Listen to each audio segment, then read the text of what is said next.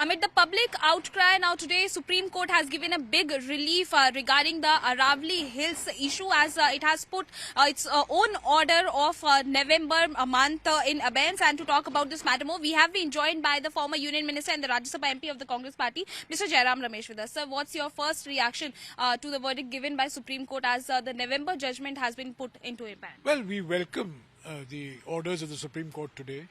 It on its own reviewed its own order. We welcome it. But remember that order would not have been passed unless there was pressure from the Government of India.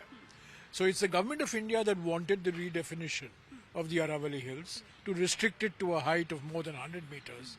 In the process, all the small hillocks and landforms, 20 meters, 25 meters, 30 meters, below 100 meters, which are so very critical for the environment, for preventing the desertification, preventing sandstorms, preventing intensified pollution, that would have gone. That protection would have gone. Water security. So we welcome today's judgment. The Forest Survey of India was against the redefinition. The Central Empowered Committee of the Supreme Court was against the redefinition. The amicus curiae of the Supreme Court was himself against the redefinition. It's the Government of India who wanted this redefinition because they wanted expanded mining activity in the Aravallis. They wanted expanded real estate. Today, in fact, the newspapers have accounts of how the Government of India and the Government of Rajasthan were together going to open up these lower landforms in the Aravallis for real estate with tremendous impacts and deleterious impacts on Delhi. We were accused of playing politics. Mr. Bhupendra Yadav accused me and Ashok Gehlot, the former Chief Minister. So I think the Government of India has been exposed in the Supreme Court. And Mr. Bhupendra Yadav, if he had any decency, he should resign. We demand his resignation because he was the one who accused us of playing politics. Today the Supreme Court has accepted the fact that there were infirmities in its own judgment of November, and that needs to be revisited. I congratulate, I salute, and I applaud the Supreme Court for having the courage of its convictions. But sir, we have seen that how the government has also maintained its stand. Basically, the government is giving out this message that this entire definition of 100 meters, that is being misunderstood. It's not being misunderstood. It's very clear. Let's be very clear. Mr. Bhupendra Yadav is the master of jalebi making. And he's been making jalebis for the last few days. The Government of India was very clear. 100 meters and above would be Aravallis. Anything below 100 meters would not constitute the Aravalli Hill Range. This would have effects in Delhi, it would have effects in 19 districts of Rajasthan, it would have had effects in Haryana, it would have effects in Gujarat.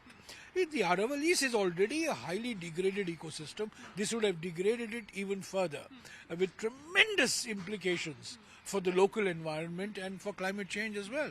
So, the Environment Minister is being less than honest.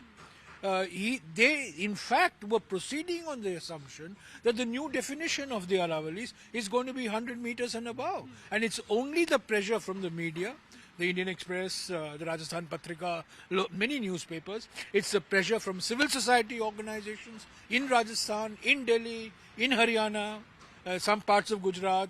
It's only public pressure that has led to the Supreme Court recognizing that its order of November 20th, 2025 was not in the interests of environment, was not in the interest of sustainability, and would have had tremendously negative impacts on local climates. Sir, the new panel which is being ordered by the Supreme Court, that a new panel will be formed, do you believe that a thorough research will be done now? It's an interim. Today is an interim win. The battle will have to continue. There would be the forces wanting the redefinition. Look, there are powerful forces wanting the redefinition. There are mining firms, there are real estate agencies. Just a few days ago, just in the month of November, I think if my memory serves me right, it was the 7th of November, that the Central Empowered Committee of the Supreme Court submitted its 57th report. And it said that 164 mines, which the Rajasthan government had given approval for, was located in the Aravallis range. And that it should not be processed. A few days later, the Supreme Court ended up redefining, at the Government of India's instance. Why didn't the Government of India protest at the redefinition?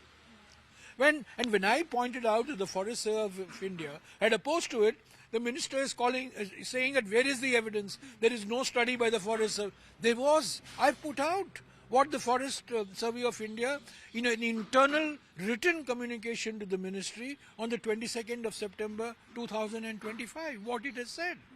So I think the minister must resign because he has been less than honest in his public pronouncements, and he's falsely accused three-time Chief Minister of Rajasthan, Ashok Gehlot. I'm incidental, doesn't matter. But he's played fast and loose with the facts.